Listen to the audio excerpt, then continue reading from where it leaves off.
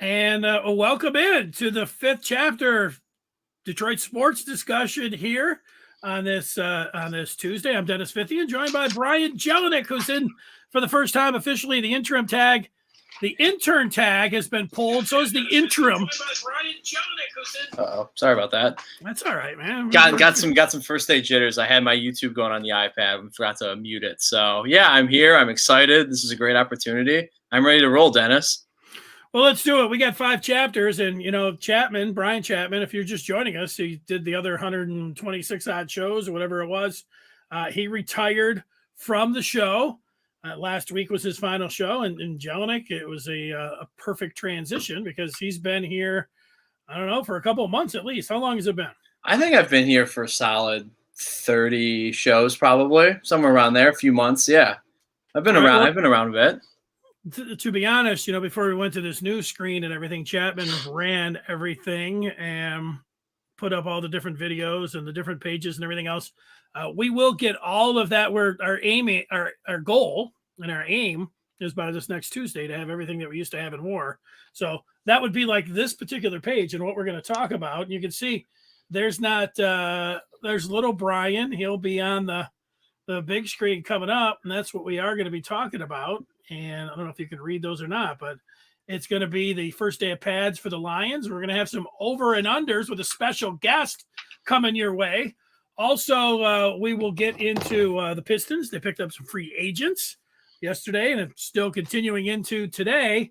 And then Miggy is sitting 3 shy of 500. We'll get into Miguel Cabrera and this homestand with the Red Sox. And then we'll go to some gambling and also story time being brought back in on this August. But Jelinek, let's start out here with the Detroit Lions. And they today, with Dan Campbell, it was the first day of practice where they had full pads on. So that was the story. Full pads. They're out of their pajamas, as Dan Campbell was calling them. And, the hitting could commence and everything else. When you talk about the Lions and the preseason, a week from this Saturday or Sunday is going to be their first preseason game. So we're getting pretty close to all this happening for the exhibition season, which is great. So what are some of the storylines that you're looking at here when it comes down to Detroit, things that you're interested in here in the exhibition season? I'm really interested to watch just Dan Campbell in general. I mean, with his press conferences and stuff like that, the man showed a lot of emotion that we have not seen in a really long time here. I mean, Jim Caldwell was like talking to a tree. Matt Patricia was trying to be Bill Belichick 2.0. Matthew Stafford never said anything important or sexy or sizzling in his time here. So Dan Campbell just has shown me that he can throw a lot of emotion out. Doesn't matter when or where, but I would honestly, after hearing him talk today, for example, about like the fights in practice back in the day when he was a rookie, like I want to run through a brick wall for this guy. I know it's early and I know it's a really premature take and everything, but I really like what I've seen from Dan Campbell so far. I've really enjoyed him. No, I think you know what? You echo a lot of what I see online from Lion fans, man. They're buying into Dan Campbell. They like his honesty. Like when you have a guy that's stoic, it's like it's like this in almost any coaching change. If you got a tall, skinny guy that's a taskmaster, the next guy you bring in is like a short, fat guy who's kind of a country club atmosphere. And the Lions did do that. Like Jim Caldwell, he ran a country club atmosphere.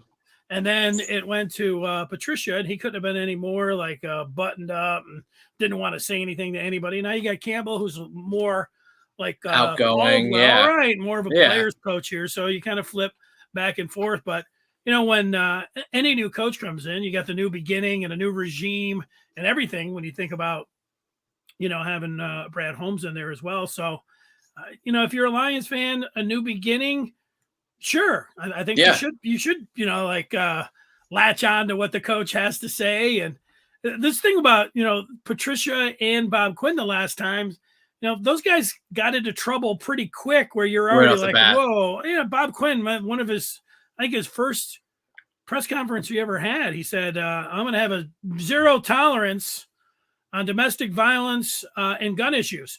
And then like a month or two later, he signed guys and they were really obscure type players. It's not like they were some stars or something. Yeah. He signs a guy with a rap sheet with a gun charges. And the next guy he signs comes in and has, domestic violence issues. So the next press, of course, if you're in the media, you got to say, hey, and then Quinn didn't talk very much. Talked what, twice a year, if that. I mean, not it was very awful. often, but you had to get in there and you had to say, hey, Bob, about the zero tolerance policy, both of these guys got a rap sheet. And he's like, oh, well, that wasn't really what I meant with zero tolerance policies. I know. Yeah. And just like, I just love the energy. I know it's like rinse and repeat every few years when we have a new coach. Like Caldwell, everyone liked him in the beginning. That man was very polarizing. You either loved or hated Caldwell. Then everyone just hated Patricia right off the bat. I think he just, right after getting blown out by Sam Darnold and the Jets on Monday Night Football, just that was just a nail in the coffin already. I mean, Dan Campbell, through how long has he been Lions coach now? 4 or 5 months, if that.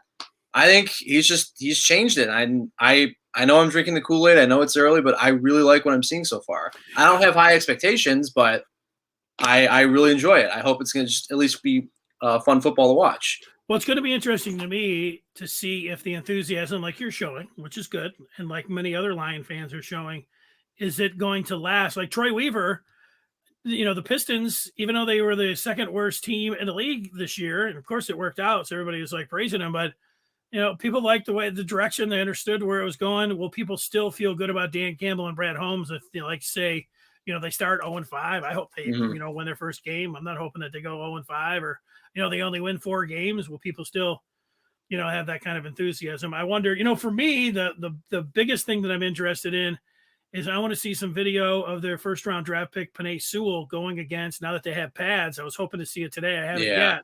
I was hoping to see him go against the Aquara brothers, Julian and Romeo, and then Trey Flowers just coming out of his stance. You're seeing how he's doing. See him get his big mitts on, Flowers, just to see what he looks like and, feel like, hey, this is the guy of the future. You got a power tackle over there. This guy's going to be a post here for the Detroit Lions, a pillar over there, a Jonathan Ogden or Anthony Munoz for the next decade or so. So I'm looking forward to seeing that. One name that is kind of sentimental towards me is I was reading MLive today, and they talked about one person in particular, Anthony Pittman, Birmingham Groves graduated with him, super nice kid, went to Wayne State. We both went to school together, and they're saying, like, from what I read on MLive, that he's having good reps. He picked off Goff without pads, almost picked off Goff today with pads. He's been playing pretty well, and that's just something I love to see. So I'm always going to be looking out for, I believe, number 52, Anthony Pittman, but it's just fun to see, and I hope the kid does well. I hope he is not on the bubble and actually in the team. Like on the team, excuse me. It's like the young lady that you went to high school with that went to the Olympics. Birmingham Groves, man, it's the effect. If you know me, you're going to be good in sports. Let's put it that way. Well, that's it, the local ties. The other thing for me is the wide receiver battle. We know they lost Marv Jones and Kenny Golladay. And so the new guys, Tyrell Williams, and Brashard Perriman. And then we know Quintez Cephas. I mean, they're thin there. And Victor Bolden is going to be my training camp hero. I was listening to a podcast today, and Matt Derry was doing it. Matt Derry was like, hey, look out for Victor Bolden Jr. I don't think he was just throwing his name out there. I'm guessing that he talked with somebody that told him, hey, look out for 5'8", number 13, Victor Bolden in the slot. So that's going to be another thing that interests me. I mean, it is nothing but question marks across the board when you talk about the wide receiver. So I do think during camp that somebody can come out there and emerge. And I think all eyes actually will be in the wide receiver core. The wide receiver core and obviously Jared Goff. I mean, I'm a Goff guy. I will be. All eyes are going to be on him. If he can just be somewhat good this year, that's all I need is him to be an average quarterback at the bare minimum. Anthony Lynn was mic'd up today on DetroitLions.com. So I was watching some of the video there, and he was calling Jared Goff. He kept calling him G. G? Yeah, so now I feel like I've got a little insight. I just want to, instead of when I go to Goff, I just want to call him G. I'm making that a note in my fifth chapter legal pad. Only call Goff G from now on. That's we're in. One pass that he threw, the receiver, I think it was Tyrell Williams, dropped it. He dropped it right in there to bucket. G was like, nice, and Lynn was like, nice pass, G. I was like, yeah, nice pass, G. What do you think about Anthony Lynn as our OC? I like the move. I think he's a solid offensive coordinator to begin with. Do you think he has another opportunity to be a head coach at some point or no? Maybe if he has success with the Lions, who don't have a whole lot to work with, especially, about the wide receivers and a reclamation project, if you want to call it golf, whatever you want to say about him. But, this team only won a handful of games. If he can do something with this offense that's projected, I saw Pro Football Focus today was ranking the offenses in the NFL. They had the Lions 31st. I mean, like, you want to put them 25th, that's fine, but there's not a lot of firepower there. They've got an offensive line. They've got DeAndre Swift, and there you go. So we'll see. I like Lynn, but he's not working with a whole lot. I have one more over and under to add for our second chapter, just letting you know about regarding DeAndre Swift. You might as well, right here on the fly, where you're teasing the second chapter, and let's get to it. And let's bring in Raj. You know what? Raj, who I guess I got to add him to the stream. Yeah, there he is. Raj, what's up, man? Hey, what's up, fellas? The king of over and unders. It's Sideshow Raj, man. You got known for your over and unders, man. Every week you're going to be like, what's up with the over and unders? And we like, let's give him a segment, man. It's only right. It's only right. And shout out Jelinek getting caught out the bullpen, being a full-time starter now. They brought in the righty. They brought him in. There we go. Yeah, hey, before we get to some of these, I do see some feedback here. And Sideshow, how do you want to be addressed? SSR, Sideshow Raj, just Raj Bundles? What do you think? Just Raj. Just call me Raj. Raj? All right, man, you're in. Call him Raj. Beth says it's cool thinking about the Lions, but it doesn't translate into wins. Raj, I'm going to give you first crack. I know that you are a Lions follower. Would you consider yourself a Lions fan? A follower. Yeah. Well, so what do you think about Dan Campbell and the stuff we've just been talking about here? You like what you see? It's just training camp. Let's just, Yeah, I agree with a lot of you guys said. He's definitely a breath of fresh air coming off the Quintricia regime. I think those guys kind of wore on everybody, the fan base. They kind of overstayed their welcome. He's a breath of fresh air.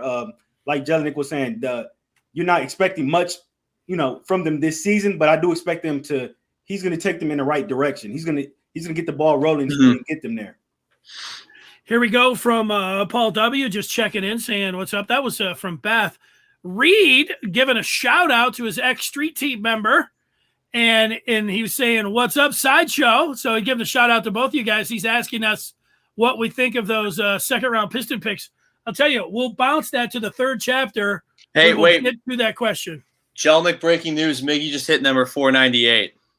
So we're just throwing that out there right now. Some fifth chapter breaking news. Let's go to it. Here's some audio. Courtesy of Bally Sports. Bally Sports Detroit. Whoa. Yeah. God, I have a bad feeling that he's going to hit 500 on the road, which I just really don't want in any way. But 500 is 500, man. Wow. You know what? That is some breaking news. It's just two-way, sitting on 498 now. Man, I got me a little some shivers down my spine there. All right, let's get to some over and unders. Raj, you didn't post them over here. We're bringing you on live. So where do we start? All right. First one, Eric Haas currently has 18 home runs. I put his over-under at 30 home runs for the season. You guys think he can get 12 more home runs? I'll take the first crack at this one. I was running some of the numbers today on Eric Haas, and I saw that through like 60 games and 200 at-bats, he would be on pace. Then it's easy to just double it up, which would be close to 80 games played, which would be, if you doubled it up, a regular season, he would be on pace to hit 40 home runs. But right now he's got the rest of August and September, so we're just talking about 2 months, and he needs to get, 12 more? 12 more. So he needs to average 6, and he just is coming off Player of the Month. First one in a long time for the Tigers. First one since Brennan Bosch to be the Rookie of the Month for the Tigers. You know what? I like Haas. I hope that he gets there. I think it's a very good number, because I think it's going to be a right around there, but I'm not feeling 30. I'm feeling 29, so I'm saying under. Basically 6 home runs in the month of August and 6 in the month of September.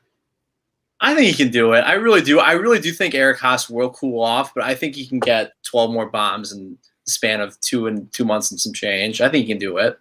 Yeah, I'll take the over on that. All right, we're split, so it comes to Raj to decide. I'm gonna have to keep track of these. Good. I'm gonna push. I'm gonna give him the 30 on the nose. I'm push it. All right, I'll take that. I'll take the push. I feel like it's kind of a roulette wheel. I'm red, and Jelinek is green. Is the other color? Is that how it works? Red, green, and black. Is that how it is? I don't know. I'm not a gambler. I'm more of a blackjack guy. Oh, of course. That's not surprising. Maybe it's red and black, and then green is I think that's the one. Green's like the 1 in 50, which is your green, Raj, and your black, Jelinek, and I'm red. That's how the roulette wheel is going there. All right. I'm under. Jelinek's over. Raj right on 30 home runs for Eric Haas. All right. We've got 5 over and unders because it is the 5th chapter. Right. And so what's number 2? All right. Number 2, the Tigers are currently 51 and 57. They have 53 games remaining. So I'll put their over under at 78 wins. 78 wins. Jelinek. Under. No chance. They've really cooled off after going 8 straight. Was that before the All-Star break? I can't remember now. Yeah, they won 8 in a row right before the All-Star break. They've cooled off. They're not going to get to 78. No shot. Yeah, I'd like to. Raj, I'll let you. I'll go second here. I'll let you lead off the next one because I think I tipped my hand there. I'm jumping aboard. As much as I'd like to see him get to 500, like 78 sniffing 500, and that means that they would have a shot. I just don't think that they're going to have that shot.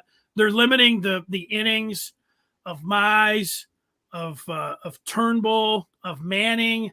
The rest of these guys, I'm not even sure if they're going to be able to get them back. So, you keep running out Tyler Alexander and the cat that they got out there tonight, you might be in trouble, might be asking for it. So I'm going for the under. Yeah, I mean, that's 27 more wins out of the 53 games. I don't think that's unrealistic, but I'm going to go under as well. I don't think they get to the 78 wins. I'll give them about anywhere from the 68 to 71, 70-ish range. I think I led off the year when I first started working at the 5th chapter that they could get their 70-win ball club. I think they can do that, but they won't get to 78. Yeah. They'll get to 70. Got you. All right, so there's 2 down, and we'll let you lead off on your own question here. What's number 3? All right, number 3. The Pistons went 20 and 52 last year. So I put their over-under at 32 wins. I think they can win 12 more games. 32 wins. I'm going to push. I'm going to push it. I'll give them the 32. Oh, dear God. That's so lame that you're doing 2 pushes like that. How many wins did they have last year? 20? 20. I don't think Cade Cunningham's going to make the team 13 wins better. I think he'll definitely help, but I think they could get it right around 30, 31. They're not going to get 33. Well, you know what? I was looking today because I thought, and I talked about the Pistons shooting for being a play-in team, not a playoff team. And if you look, which I'm sure Raj did because he put those numbers, the 2 teams that weren't the 9 seed, that were the 10 seed, San Antonio in the West, and I forget if it was Indiana maybe, in the East, both of those teams that were at the 10 spot and got the play-in both had 33 wins. So you're saying 33 is the number? Yep. I think it's going, I would say right on 2, but I don't like ties and bullseye. Plus, I don't want to have the same number as you, so I'm going over 34 wins for the Pistons next year. That'll be a huge improvement. That would be a massive improvement. 14 games better. That's unreal. I think they downgraded too by getting rid of Plumlee and bringing in Olynyk. I thought Plumlee was a better player than Olynyk. Ooh, I disagree with that. I think Olynyk, same here. I think he fits the system better. He shoots more threes, and Plumlee. I think Plumlee flew out for the Pistons, but I think Olynyk's way more offensive. So guess who led the team in assists last year? I'm guessing you're going to tell me Mason Plumlee. Plumlee. Okay. Fine. Cool. You could have given me 10 guesses. I don't think I would have guessed Mason Plumlee. I would have guessed Tom Gores before Mason Plumlee. I had no idea Mason Plumlee led the team in assists. All right, so there's 3. We're up to 4 with Raj on the over and unders. All right, next one. You guys were just talking about the Lions. Over under 6 wins for the Lions. I'm going to go year-round and cop out a little bit. I'm going to say a push. I think they can definitely win 6 games this year. I'm not going to say 7. I'm not going to say 5. 6 games right on the money. That'd be what, 6-11? That's weird. That's a weird number, but yeah, 6-11. I'm gonna go under. I got the Lions going 5-12 this year. I don't think they get to the 6 wins. 5 wins for the Lions. Give me the under. Well, you know what? I don't want to look like somebody who keeps changing my mind, because today online I was doing a show and somebody asked me about how many wins the Lions were going to have, and I picked 6. But I don't want to hit right on the number. I don't want to go with Jelinek. So if I have to go over, which is going to be 7, or more likely 5, which is the Vegas number, I'm going to go with 5. So I'm going with the under 6 wins. Yeah. So, well, we got Jelinek right on, and me and Raj pessimists when it comes to the Lions and that 6-win total. Yep. All right, that gets us to the final one, Raj. What are we looking at here? Last one, the LA Rams. Matthew Stafford went 10-6 last year, so I'm putting their over under at 11. I'm jumping right in. I'm rooting for the under. You already have their lead running back injured. You already got Matt Stafford who dinged his thumb a little bit here. It's a tough NFC West. I'm going the under. I don't think the Rams are going to win that division. I think they're only going to win 9 games. Did they win the division last year, or did the Hawks win the division? Hawks did. Hawks did, and the Rams went. But the Rams beat them in the playoffs. Yeah, so the Rams went 10-6 with Jared Goff and whoever that weird backup was for a game. Yeah. I don't want them to. I have this weird thing where I don't want to see Matthew Stafford excel out in LA, but I think they'll be better than 10-6. I think they'll win 11 or 12 games and win the West. I really do. They're a better team than the Seahawks this year, without a doubt. So, give me the over. I'm gonna close it out with the under. I mean, I want to see the Lions get that second pick they're gonna have in the first round. We want that pick to be not pick 31 or 32. So. And that division's a gauntlet. Akers is out for the season. Give me the under. I have one more over and under for you guys. DeAndre Swift over or under 850 yards on the ground. I'm going over on that. Swift he's gonna have a lot of touches. He's gonna be the bell cow of the offense. Swift and Hawk are gonna be the focal point of the offense. He's gonna get his touches. Give me the over. I agree with you on that. I also think he's going to be deadly receiving the ball. I mean, he's those are their number 2. Those are their number 1, 2, and I might say 3, 4, and 5 options. I mean, that's really all they have right now. So, yeah, I'm going over as well. All right, hey Raj, I think we should do this again, but I think you should also keep track of what all of us said, and then we can recap and we can have a lot of different over and unders and a lot of different fun with that. Will you do that? Keep track of what we said and come on next week. Absolutely. Got you. Well, awesome. Thanks for coming out, man. All right. Peace. Awesome job. It's Raj. Thanks. Oh, we went to a 3 wide. He's gone. That's a little too close for me. Fifth, you want to get some feedback? You want to jump right into chapter 3 right away? Well, they're all about the Pistons, aren't they? The feedback? No. Yeah. Okay, so let's go to chapter 3, which does get us to the Pistons. And guess what? They picked up 3 Canadian players yesterday. Kelly Olynyk, who we already talked about, Trey Lyles, and then they bring back Corey Joseph, the point guard who was on the team last year. They cut him, but they bring him back on a better palatable deal for the Pistons. And so that's what Detroit did in free agency so far. They got a little change left here, but what do you make of it, Jelinek? Well, obviously the big name is Kelly Olynyk signing that 3-year, $37 million deal or whatever. I compare Kelly Olynyk to Brad Marchand of the Boston Bruins.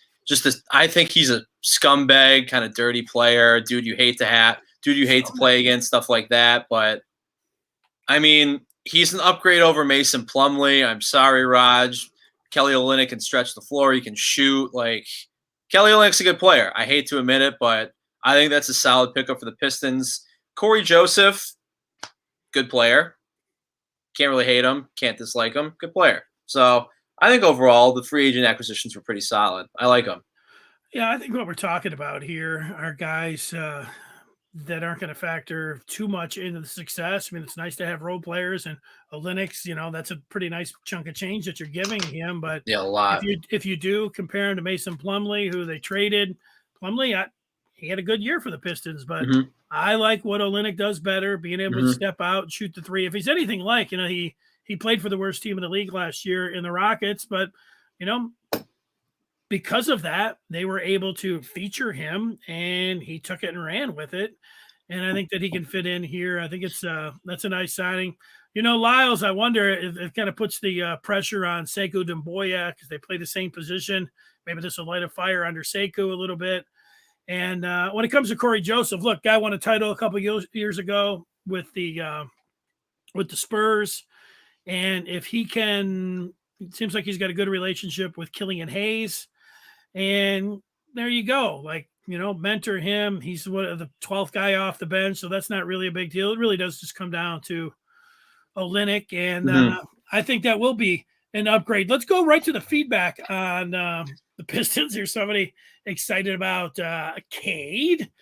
And Reed saying the Pistons should have gone out and gotten Malik Monk. He shot 40% from 3 last season. Coming off the bench would have been awesome.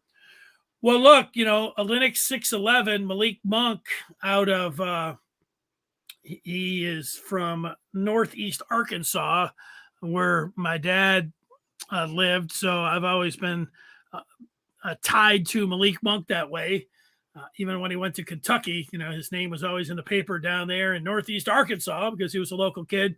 So I root for Monk, and I like him. That would have been a nice player, but the Pistons, once they got rid of Plumlee, they needed somebody with size, and Monk, you're talking about as a shooting guard there. Well, I think with the acquisitions they made too, is they made it kind of clear that they especially want Corey Joseph and Jordan Lyles to go up, or is it Trey Lyles, excuse me, to just come off the bench. I mean, I don't see Trey Lyles having a lot of playing time, making an impact on the floor. Corey Joseph will probably be a solid 6th, 7th man off the bench, and Olynyk will probably be our game one starter. I think they're solid moves, but they're also showing that we're committed to these young players that we have, and they're going to get the most playing time. Yeah, I think it's going to be flipped there. Corey Joseph, he's going to be down towards the end of the bench, and I think Lyles will be coming off. He would be more of a 6th, 7th, 8th guy. Yeah, at least, that's how I would project it, but we'll see about that. Beth, coming in with some Stephen A. Smith analysis, your boy, says Stephen A. said he thought Jalen Green should have gone number 1 as he had more experience playing in the G League. He said Cunningham only played 30 games in college. Kyrie Irving played 12 games in college or whatever, or 5. I don't know. I'm not comparing Cade to Kyrie. It's just I think that's a bad, lazy take on Stephen A. Smith's part, saying that. Well, I didn't hear exactly. Stephen A. Smith rarely just talks in small sound bites like that, but so he could have gone on. You watch Jalen Green play in the G League, and you come away and you say, you know what? I think he's the next Kobe Bryant. He's the guy I would pick number 1. He's got the most talent. That's who, the beauty is in the eye of the beholder. I get that from Stephen A. Smith. And, you got to take a shot when you're a guy like Smith, and, you can't just say and go, just like everybody else. If you watch Jalen Green, I think you can make a case for that. But you know what? You can also make a case for Cade Cunningham and the game that he has, whether he's a throwback like a Grant Hill, who the Pistons drafted back in the day, or however you want to see. He looked to me like a Jason Tatum for the Celtics. That's the kind of player watching him a lot at Oklahoma State. I know a lot of people wanted to call him a Luka Doncic, more of a crafty guy that's got the step back. But I endorsed the selection. I looked at, now I just got to say, I watched 20 minutes. I didn't even watch an entire game of Jalen Green. Maybe Stephen A. Smith watched all, 50 or whatever games I'm sure he did. Jalen Green watched. And, he talked to everybody else. But you know what? He didn't talk to the Pistons. And it seemed like everybody else, almost as a consensus, had Cunningham over Green. So I put that in the hot take category, but not a bad one, because it's not a bad hot take, because it's not like Cunningham was just like looked at as like, man, this guy's going to be the next superstar for sure. You're like, he's the next LeBron James. You just throw him out there. He's an Anthony Davis. There was a little bit of a question there. And when you have a little bit of a question and you're a hot take artist, jump on in there. And so, you have a chance to get people thinking. So that's what I would think about his take. Now, when it comes to any other hot takes for the Pistons, I don't know, or against them for Stephen A. Smith, I don't see any. So there you go. 5 wins and a tie. That comment just came up on the screen, and they're not going to tie anybody. They're not going to tie a single probably this year. That's Paul talking about the Lions. Yeah, I understand. Excuse me. I should have stated that. But yeah, the Lions are not going to have a tie this year. I'm sorry. That's just not happening. All right, let's turn the page to chapter 4. All right, chapter 4. Let's do it, man. What do you think? Well, you know what we're talking about? Yeah, we're talking about Miggy and the Cats, and Miggy just bombed 498 today, and I mean, it's awesome. It's hard to root for Miggy now. I'm sorry, like it's not 2012, 2013, 2014 Miggy. I mean, I love the guy. I loved the guy to death, but now it's just he's hitting 246 with 16 bombs or whatever isn't bad, but I don't know. It just doesn't have that same like sizzle of like Pujols or A-Rod or Bonds was doing. I don't know. It just feels kind of off to me. I can't really explain why. Well, yeah, I mean, I would be completely against what you're saying there. I mean, nobody liked Barry Bonds except people that were in San Francisco and, you know, everything that, you know, he was doing illegally. You know, Pujols, you know, he had a downward trend just like Miguel Cabrera. So they're very similar type career arcs and then trajectories going down here.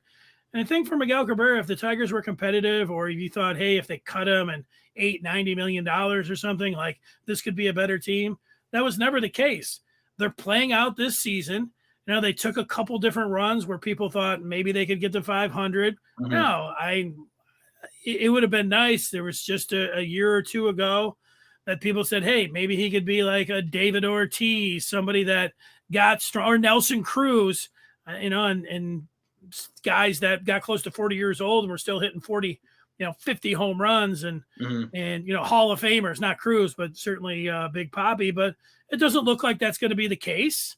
It doesn't look like, I mean, he's going to be on the team next year as the DH, but I'll tell you what, if the Tigers go out, and Chris Ilitch today said that they would be in the running to spend money, the Tigers go out and spend $300 million on a shortstop and Carlos Correa. They get Verlander or Scherzer, or they go out and get, somebody else at second base. I mean, they really open up the wallet and they get in and they go a month or two and Miguel Cabrera is hitting, 190 or something. Chris Ilitch, it's, talking about opening up the checkbook. He's just going to have to eat like $60 million. And I think, you got to be prepared for that. Now, it depends on how the season's going. It depends on how he's doing and all of those things. But so I think you just take this year for what it was. I mean, it's an aging Hall of Famer who's trying to get to some milestones, and opening day was great. The other night, Thursday night, unfortunately, it was during the NBA draft. He had 2 home runs. Yeah. I mean, if you're going down to the ballpark, it's awesome. Miguel Cabrera, you think about, you get nostalgic. It's kind of like, man, this is an old Triple Crown winner. Tiger fans haven't had a whole heck of a lot to cheer for in a long time. And so having this little milestone, especially if he can get it quick, getting the 2 on Thursday, getting 498 tonight. I mean, he's got the rest of his at-bats tonight, and then he's got 2 more games. If he can do it here, that would be awesome. To your point here, I wouldn't want to see him. They've got a 6-game road trip after this. It's going to happen, man. It's not going to happen. I wouldn't want to see it. I wouldn't want to see it on the road. So then you're hoping you hope he gets it against the Red Sox, and then you hope he goes cold and then comes back. I think they have 6 games. And then you hope that he would get on a homestand. I'll tell you what, it would be great if he just hit 3 home runs tonight. Those people that went down there, it'd be great. That'd be awesome. That'd be so cool. The series would be sweet. But if he's sitting on 499, it's going to be cool to see the buzz in Detroit and really just see how many people. I know you can only have so many people in the outfield, but man, people are going to be jam packed out there in the outfield. Trying to get home run ball number 300. I just 500. Sorry. Going back to what you said a couple minutes ago, I don't see Chris Ilitch taking out the checkbook and just like buying out Cabrera or anything like that. I don't see that happening. I think Cabrera is going to play until he physically can't play anymore, and I think that's going to be. I don't think he's going to have a choice. You know what? If the team is ascending and he's spending money, and you got $60 million lump of coal sitting out there, I hope that doesn't happen, but. It's possible that he could. I mean, you're going to be compelled. You just can't have a big rock sitting in your lineup. So, but hopefully it doesn't get to that. Yeah, I mean, I haven't seen that from Chris Illigy. I mean, it's gonna be different after this offseason if they hopefully spend money, but I don't know. Who knows? Like that's a better way to put. Paul W saying it would suck if he gets $4.99 and gets hurt for the rest of the season. That's such a Tigers move. I could totally see that happening, and that would just back suck. in spring training, and then they have to make a decision. Yeah, exactly. I mean, talking about the Tigers a little bit more, outside of Mize and Skubal pitching, I don't really care. Those are the only two guys I'm focused on right now because I just don't think like Akil Baddoo is a long-term answer in the outfield. I don't think Zach Short's obviously not. I don't think Jonathan Scope will be here when the Tigers are eventually contending for the AL Central and stuff like that. I'm just focusing on Mize and Skubal, and that sucks saying because Miggy's so close to hitting 500. Like I wish Miggy was hitting 270, 280 where it's like, okay, I still love watching this guy hit. But now it's every 10 at-bats, every 20 at-bats is a home run or a strikeout or a pop-up. Like, it's just not entertaining to watch anymore outside of Mize and Skubal. Yeah, well, I think just in the pitching list there, I think you should add Matt Manning. I mean, here's a guy who's a top 10 pick and first rounder, so he's been up with them. So every time he's on the mound, I think you should, he's just as interesting. That's a 1-2-3 punch. I think that trio – I can understand looking at some of the other guys like Willie Peralta and being like, hey, I'm not that excited to watch him. Or Tyler Alexander. I'm not really excited to watch Tyler Alexander, come in either. Not at all. But, with those three guys, I think Baddoo, I think he's showing that he's not a center fielder, but I think he is an answer as a corner outfielder for him. I also think long term. Yeah. Well, I think that they're going to have him in there next year as a part of this team. And I think that he can be the answer long-term there. I think he's shown enough this year where you go in and you feel like that. I feel like he could, be with the team for the next, decade. And Eric Haas is the interesting one. He's, he's 28 years old, I think. Yeah. You don't see many guys break out at his age, but he's also hammering the ball at an incredible pace here. He's won over the next 2 months of the season. I don't know whether he gets to 30 home runs or whatever that is, but if he can just be consistent enough, and it'd be, to me, whether you want to buy in to him or not, they've got Dingman, who was a high pick for him, a catcher who's coming along. You don't think that he's going to be ready to come up at the beginning of next year. So however long it could last, in the best case scenario with Haas, maybe 2-3 years, he could be with the team, and then they could, make a nice transition with Dingman. But however it is, that's another thing to me. Whether or not it's compelling is up to a Tiger fan, but I like Haas. I think he's an awesome story. He was, the rookie of the month, and I saw his wife put up a tweet, rookie of the month. But of him mowing the lawn. Yeah, well, he's not only mowing the lawn, but the kids are swinging, the dog's walking by, and he's mowing the lawn. It was a cool video, by his wife. Eric Haas gives you that Don Kelly vibe a little bit. He's going to hit you 260, 270-ish as a utility player. Good guy to have off the bench. I'll take Eric Haas for that any day of the week.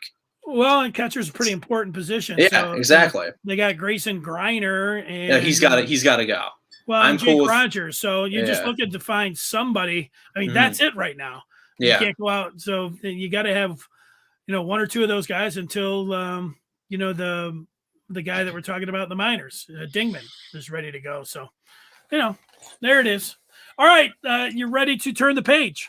Yeah, Dennis, you want to do a little story time for the fifth chapter / major wager, whatever you want to call it? Well, we can do whatever we want. And you know what? I'm interested in, we did some over and unders and thinking about betting on those. And, when football season rolls around, but I don't know, betting on the Tigers. If I was going to bet on the Tigers tonight, I would have bet on the Red Sox, but I'm not going to bet against the Tigers. I actually want to see them win. So it's not something I'm going to do. So I didn't really have anything. So I went to my mom's house today, and I hadn't been in her house in, 2 years because of COVID and everything. So I went over there. I was helping to take her dog to the vet. And so I was there, and during the pandemic, the price of like collectibles and some things have like skyrocketed. And somebody was asking me if I had these certain, baseball cards or whatever else. So the long story short, I went up into her attic and I saw the two. First of all, I just wanted to see if I still had my stuff up there. There it was, 2 boxes of junk, the collectibles, that I've kept in her attic. So the old, I opened it up. I saw a sweet box set of DVDs from Tiger Games, which is cool, which I'm going to actually watch here. That was good. So there are all these cards in there. I didn't take any of those. I just grabbed these cups, and they're really old, but they're not worth anything. And I just think I'm going to throw them out. But the first thing here is it was an old beer can, Carling Black Label. I don't know. Maybe that's pretty cool. I don't know. I'm going to have to look that up, see if it's even worth $1. But here we go. Plastic cups that are like 30 years old. Here's an old Tiger one with Hank Greenberg on it. Dude, you can't get rid of those. I don't know about this one. Actually, looks halfway decent. Here's a Michigan. You'll like this one. Michigan football. God, no. It's got the schedule on here, so I don't actually even know what year it is. But since they played Houston and Oklahoma State in the non-conference, I'd be able to look it up. If I had to guess, I would say that was in the 90s. But in 1992, McDonald's, for the original Dream Team, they put out Big Gulp cups with the players on the Big cool. Gulps. Well, and they're really nice murals here. This one's the Admiral David Robinson. Full disclosure, I used to chew tobacco back in the day, so I'm surprised that there wasn't any tobacco. But in some of them they are. But in all the cups that I had, and I looked it up online, it's not like they're going for $100 a piece or anything, $4 or $5. So who cares if they're worth stuff or not worth stuff? Those things are cool. I would take them if you don't want them. I don't know. I got so much junk. Well, they may be going to your house, but I'll take them. To go through. Here's Ewing. There's some chewing tobacco on that one. Chris Mullen. Maybe this was the second Dream Team. I don't know if he was on the original. So I was looking. I'm like, well, am I at least going to have the money cup? What would be the money cup, Jelinek? Let me go ahead and tell you what the money cup would be. Do you know who that is? Is that Jordan? That is. Yeah. Michael Jordan. So at least as a collectible, if you're going to have one that was going to be worth anything, it would be the Jordan USA Cup. I do have that one. I was hoping that I was going to have Bird. I had to settle for Magic. Oh, yeah. Okay. Wasn't Christian Laettner on that team? He was. I kind of want to find a Dream Team Christian Laettner jersey. I think that would be pretty sick. Something just kind of off and out there a little bit. Yeah, like sick, like COVID sick. No, like cool. Like I like Christian Laettner. After that 30 for 30, I'm a big Christian Laettner guy. So he retweeted me once. That's pretty cool. I gave Special K, Greg Kelser, a fist bump yesterday. That was pretty cool. Charity outing? Golf course?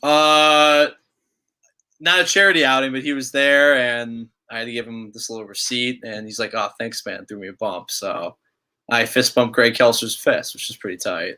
No, I know he likes golf. Yeah, that dude is tall. I did not realize how tall he actually was. It happens to basketball players. Yeah, it's wow. 6'8", 6'9". Woo. Well, I know. Yeah, I mean, I'm a solid 5'9.5". So those dudes easily have a foot and a half on me. It's insane just staring up at them like that. Yeah, they get once you get over 6, 7. I'm only 5'10" myself, so it's not like I have a lot of experience. People saying, "Wow, how tall are you?" So, all right. So you got a bet or you got a story? Is it your story? Well, first of all, no. I just want to put this out there. I bet on Xander Schauffele to win gold at the Olympics, and that happened. So there we go. That's a big win for Team Brian because I'm terrible at betting. So there's that. But I actually found this really cool poster online about it's the IMDb top 100 movies, and you scratch off a movie every time you watch it. And so I have 1, 2, 3, 4, 5. I have 6 movies down, so I have 94 more to go. Dennis, what do you think the top 5 movies are according to people, like according to people who rate movies online? All time? All time. According to random people who vote on IMDb. Titanic. Okay, we're off to a terrible start. It was the biggest grossing movie. What was the one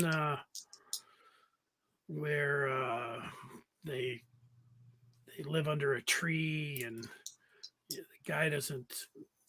I can't think of I'm losing it. It was also one of the top grossing movies of all time. It's not grossing; it's just popularity and I know, but movies being really good. Well, they kind of sometimes they go hand in hand that way. Star Wars, I'll put one of those in there. How about the Dark Knight? I'll put the Dark Knight in there. That's my favorite. Number 4 on the list, Dark Knight. Yeah, at least I got one.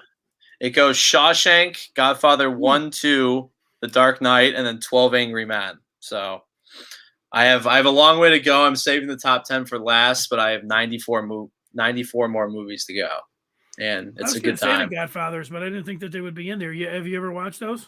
I have. I've never seen The Godfather 2 beginning to end. I've seen the whole movie, but never in one sitting. And so, hot take, I don't love Robert De Niro. He's a great actor. I just don't really like him that much. I don't know why. Politics? No, nothing to do with that. I don't know. Just something about him I just don't like. But I have to watch The Godfather 2 again. I'm super excited for The Godfather 1, and I've actually never seen The Shawshank, so I'm really excited to watch that. Whoa. It's like the perfect movie, though. So that's basically the rest of my summer and fall. That's what I'm doing when I'm not watching games. Avatar is the one I was thinking of. I think it's the top lifetime top movie of all time. I think it is, yeah. Not a bad movie. Yeah, not bad. What's shocking is that you've never seen Shawshank. I would say that most people have not only seen Shawshank, but I would say your average American has watched Shawshank 5 times. I think it's probably the most rewatched movie of all. I mean, when you're talking about best movies of all time, it's on the time as well. It's always on. Yeah. I just watched it within the last month or two. I watched it again. You know what? I like it every time. Does it change your opinion that I'm a millennial at all? Does that help my cause by having not seen it or no? You know what? It happens. It happens. Right. You know, when about the time I turned 20, now I thought that I was going to want to get into radio and sports and everything. I remember having my own apartment, and I got a satellite dish.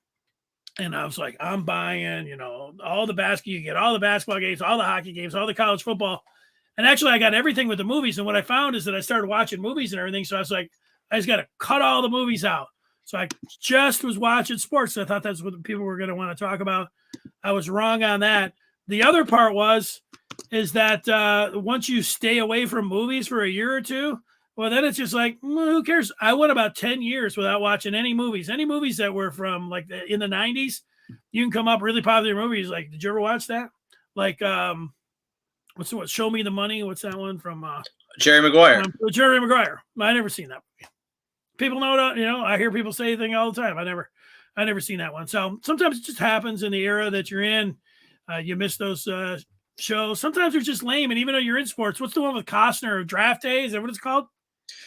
Yeah, that's like I watched the first 20 minutes of that, and it was kind of going exactly as I thought it was going to go. And I like Kevin Costner and everything, but then I was just kind of like, and I clicked it off. And then people are like, Draft Day. I love Kevin Costner. I think he's a phenomenal actor and/or director. I think he's great. So yeah. Well, I'm going to add one little story to your story. Okay. Because last year. And it always comes up when you talk about sports movies. The sports movie always came up, and it would be people would say, "Oh, that's my favorite movie of all time," and I'd always have to say, "I never saw it." But then I went to Florida last year, and I was at my uncle's. My mom was there, little nephew, and there it was. It said it was coming on, and so I watched it for the first time just about a year ago. It was in June. Sandlot. I was gonna go something totally different. Yeah, so I'd never seen it before. People always bring it up, and you know what? It was as good. I mean, I liked it I'd always thought there was some other movie with little kids that were like on some train track or something. I don't even know what it was called, but I always thought that was. So I'd always thought that I'd seen like 5 or 10 minutes. Stand by Me. Yeah, which I didn't even see the whole movie. But I just saw like 5 or 10 minutes, and it's just kind of like, yeah. But no, it wasn't. Stand by Me has nothing to do with the Sandlot. So Sandlot was great. I give it, it's one of my favorites. I'm glad I did it. So it can happen. In Shawshank, I've never met anybody who was like, yeah, I didn't really like Shawshank. I'm super excited for the Shawshank. Watch it now. So yeah, no, I gotta save. There's 10. I'm gonna watch movies at random, and then I'm gonna save the last row of 10 for last. I'm gonna go in order from 10 to 1. So Paul just jumped in here saying that Yellowstone, the series is that on Paramount? It's such a good show. It's one of the best shows I've ever seen. It's unreal. Right. Well, so I hear that, right? And I don't have Paramount Network, or I think I do, but I don't have Yellowstone, or I do, but they don't rack up the series. So so I bought, with everybody talking about how great it is, I bought the first season of Yellowstone and I watched it. You know what? I hope all the other seasons, and I think they probably do pick up, but I didn't think the first season was anything special. Like, if nobody ever said anything and I watched Yellowstone and they told me to review it and would you watch a second season, I'd be like, eh. How can you say that? Season 1 is unbelievable. You learn all the characters. People get bigger roles going forward in that, and it's such a good show. Costner, the guy who plays Rip Wheeler, is awesome. I thought it was a great character. I thought it was kind of lame, actually, kind of predictable, and kind of like we've seen these kind of disputes before, and it was kind of. I just thought it was kind of lame. I like the ranching, and I like the houses, and I like the scenery. I mean, that was probably the beautiful best part. Yeah, but the rest of it, and I like Costner, but the storylines for me really wasn't doing it. Sorry. All right, that's a bad take. That's a really bad take. Well, it happens. It happens. What's Paul talking about here? Paul's talking about Yellowstone, saying it's on Peacock. I think you have to buy it though after a couple episodes. I'm not sure about that. I did. I spent $20 for the whole season 1 because everybody's talking about how amazing. Best $20 you ever spent. Best $20 you ever spent. No, I wanted 10 of it back. Like, I'd give it. I would have said, hey, if I would have spent 10, it would have been all right. But it wasn't worth 20. Bad take. Horrible take. Well, that's it. That's it for the show, gentlemen. Good job. We'll have the graphics. We'll get the podcast going. We'll do all of those things. Thanks, everybody, for joining. Thanking to Raj Bundles for coming in with the over and unders. And for Jelinek, we'll talk with you Thursday. Detroit sports discussion on the 5th chapter. Good night. Say good night. Oh, okay. Good night, everybody. So I got to hit end broadcast. End broadcast.